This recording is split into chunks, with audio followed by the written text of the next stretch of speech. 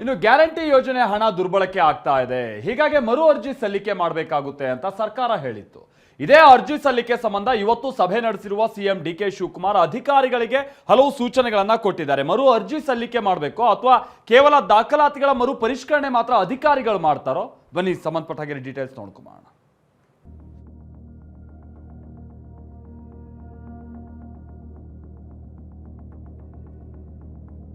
Guarantee ಯೋಜನೆ ಪರಿಷ್ಕರಣೆ ಸಂಬಂಧ ಸಿಎಂ ಸಭೆ. ಗ್ಯಾರಂಟಿ ಫಲಾನುಭವಿಗಳ ದಾಖಲೆ ಮರುಪರಿಶೀಲನೆಗೆ ನಿರ್ಧಾರ. Guarantee 5 guarantee. ಸಿದ್ದರಾಮಯ್ಯ ಸರ್ಕಾರ ಗೃಹಲಕ್ಷ್ಮಿ, ಗೃಹಜ್ಯೋತಿ, ಶಕ್ತಿ, ಯುವ ನಿಧಿ ಹಾಗೂ ಅನ್ನಭಾಗ್ಯ ಅಂತ 5 ಗ್ಯಾರಂಟಿ ಯೋಜನೆ ಜಾರಿಗೆ ತಂದಿತ್ತು. ಡಿಕೆಶಿ ಸರ್ಕಾರದಲ್ಲೂ ಈ ಗ್ಯಾರಂಟಿಗಳು ಮುಂದುವರೆದಿವೆ. ವಿಷಯ ಏನು ಅಂದ್ರೆ, ಇದೇ ಗ್ಯಾರಂಟಿ ಯೋಜನೆಗಳು ದುರ್ಬಳಕೆ ಆಗ್ತಿವೆ ಅನ್ನೋ ಆರೋಪ ಕೇಳಿ ಬಂದಿತ್ತು. ಅದರಲ್ಲೂ ಸತ್ತವರ ಖಾತೆಗಳಿಗೂ ಗೃಹಲಕ್ಷ್ಮಿ ಹಣ ಹೋಗ್ತಿರೋದು ಗೊತ್ತಾಗಿದೆ. ಹೀಗಾಗಿ ಇವುಗಳನ್ನ ಪರಿಷ್ಕರಣೆ ಮಾಡಲು ಸರ್ಕಾರ ನಿರ್ಧರಿಸಿದೆ. ಹೊಸದಾಗಿ ಅರ್ಜಿ ಕರೀತೀವಿ ಅಂತ ಸ್ವತಃ ಮುಖ್ಯಮಂತ್ರಿಗಳೇ ಹೇಳಿದ್ರು. ಈ ಸಂಬಂಧ ಚರ್ಚಿಸಲು ಸಿಎಂ ಡಿಕೆಶಿ ಇಂದು ಸಭೆ ಕರೆದಿದ್ರು. ವಿಧಾನಸೌಧದಲ್ಲಿ ನಡೆದ ಸಭೆಯಲ್ಲಿ ಹಲವು ಮಹತ್ವದ ನಿರ್ಧಾರ ಕೈಗೊಳ್ಳಲಾಗಿದೆ.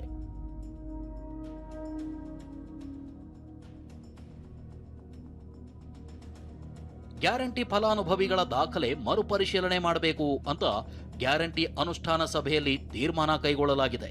ಅದರಲ್ಲೂ ಗೃಹಲಕ್ಷ್ಮಿ, ಗೃಹಜ್ಯೋತಿ ಗ್ಯಾರಂಟಿ ಫಲಾನುಭವಿಗಳ ಬ್ಯಾಂಕ್ ಖಾತೆ, ಫೋನ್ ನಂಬರ್, ಮನೆ ವಿಳಾಸ ಪರಿಶೀಲನೆಗೆ ನಿರ್ಧರಿಸಲಾಗಿದೆ.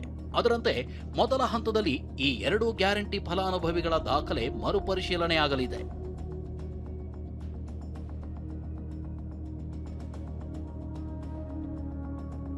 ಗ್ಯಾರಂಟಿಗಳು ನಮ್ಮ ರಾಜ್ಯದವರಿಗೆ ಮಾತ್ರ ಸಿಗಬೇಕು ಎಂದ ಸಿಎಂ.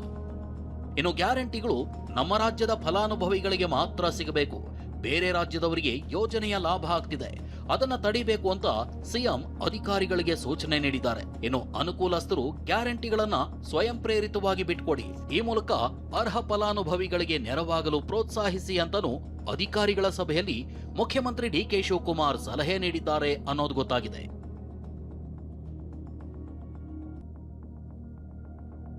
ಅನರ್ಹರು ಯೋಜನೆ ದುರ್ಬಳಕೆಗಷ್ಟೇ ಬ್ರೇಕ್. ಒಬ್ಬ ಅರ್ಹ ಫಲಾನುಭವಿಗೂ ತೊಂದರೆ ಆಗಬಾರದು ಎಂದ ಸಿಎಂ. ಗೃಹಲಕ್ಷ್ಮಿ ಯೋಜನೆಯ ದುರುಪಯೋಗಕ್ಕೆ ಬ್ರೇಕ್ ಹಾಕಿ ಮೃತಪಟ್ಟವರ ಖಾತೆಗೆ ಗೃಹಲಕ್ಷ್ಮಿ ಹಣ ಜಮೆಯಾಗಿದೆ.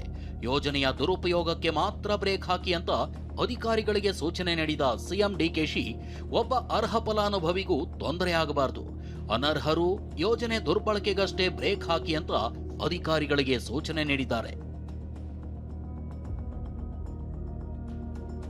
ಕೆಲ ಫಲಾನುಭವಿಗಳು ಬ್ಯಾಂಕ್ ಸಾಲ ಪಡೆದಿರ್ತಾರೆ. ಸಾಲದ ಖಾತೆಗೆ ಗೃಹಲಕ್ಷ್ಮಿ ಹಣ ಹೋದ ತಕ್ಷಣ ಗೃಹಲಕ್ಷ್ಮಿ ಹಣ ಸಾಲದ ಮೊತ್ತಕ್ಕೆ ಜಮೆ ಆಗುತ್ತೆ. ಇಂಥ ಫಲಾನುಭವಿಗಳು ಖಾತೆ ಬದಲಿಸಿರ್ತಾರೆ. ಹೀಗಾಗಿ ಇಂಥ ಫಲಾನುಭವಿಗಳಿಗೆ ತೊಂದರೆ ಆಗಬಾರದು. ಗೃಹಲಕ್ಷ್ಮಿ ಹಣ ಅವರ ಖಾತೆಗೆ ಜಮೆಯಾದ ತಕ್ಷಣ ಅವರ ಮೊಬೈಲ್ಗೆ ವಾಯ್ಸ್ ಮೆಸೇಜ್ ಹೋಗಬೇಕು ಅಂತ ಸಿಎಂ ಸೂಚನೆ ನೀಡಿದ್ದಾರೆ. ಹೀಗೆ ಇಂದಿನ ಸಭೆಯಲ್ಲಿ ಗ್ಯಾರಂಟಿ ಫಲಾನುಭವಿಗಳ ದಾಖಲೆ ಮರುಪರಿಶೀಲನೆಗೆ ನಿರ್ಧರಿಸಲಾಗಿದೆ. ಆದರೆ ಮರು ಅರ್ಜಿ ಸಲ್ಲಿಕೆ ಬಗ್ಗೆ ಇಂದಿನ ಸಭೆಯಲ್ಲಿ ಯಾವುದೇ ಅಂತಿಮ ನಿರ್ಧಾರ ಕೈಗೊಂಡಿಲ್ಲ. ಒಂದು ವೇಳೆ ಮರು ಅರ್ಜಿ ಸಲ್ಲಿಕೆ ನಿರ್ಧಾರ ಕೈಗೊಂಡ್ರೆ ಫಲಾನುಭವಿಗಳು ಅನೇಕ ವಿಚಾರಗಳನ್ನ ಘೋಷಣೆ ಮಾಡಿಕೊಳ್ಳಬೇಕು. ಏನವು ಅಂತ ನೋಡೋದಾದ್ರೆ,